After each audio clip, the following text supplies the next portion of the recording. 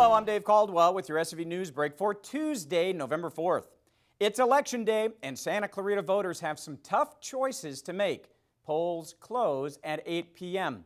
Following that, College of the Canyon's advanced media production students will be live on SCV TV to bring you the latest election results as the numbers roll in. Visit us online at scvnews.com all night long to see how voters decide. The Hart School District is hoping to change the way its school board members are elected without first asking the voters. The board will consider a resolution to ask the State Board of Education to waive the rules that require school districts to schedule a public vote before changing their election systems. The move comes on the heels of a threatened California Voting Rights Act lawsuit that alleges the district's current at-large voting system disenfranchises Latino voters. Back in July, the school board agreed to adopt a trustee area election system beginning in 2015 in order to stave off the lawsuit and save potentially millions of dollars in attorney fees.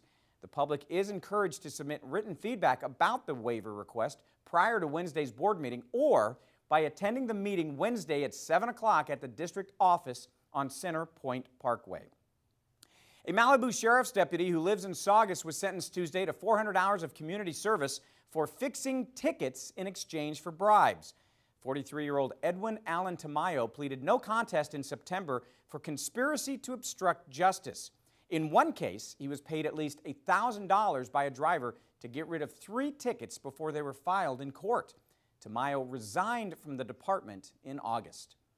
Los Angeles County Supervisors are expected to decide Wednesday if Val Verde Park will get a facelift.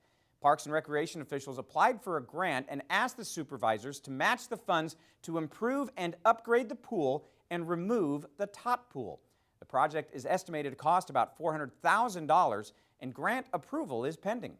2 other parks in LA County are expected to be renovated along with Val Verde.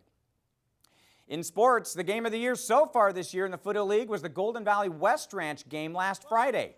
If you haven't had a chance to see it, do yourself a favor and go to scvtv.com and watch it on demand.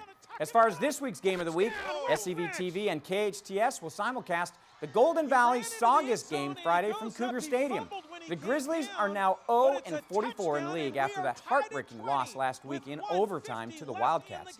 The Centurions come into the game looking to get a win and needing a West Ranch win over Canyon to force a tie for the 3rd and final playoff spot, which would ultimately be settled by a coin toss. Saugus is led by the league's leading rusher, Troy Williams, who has rushed for over 1,300 yards in 9 games. Our coverage begins at 7:15 Friday night with the pregame show on AM 1220 KHTS, followed by the live radio broadcast of the game at 7:30. SCVTV's same-day coverage begins at 11 o'clock Friday night and can also be seen online at scvtv.com.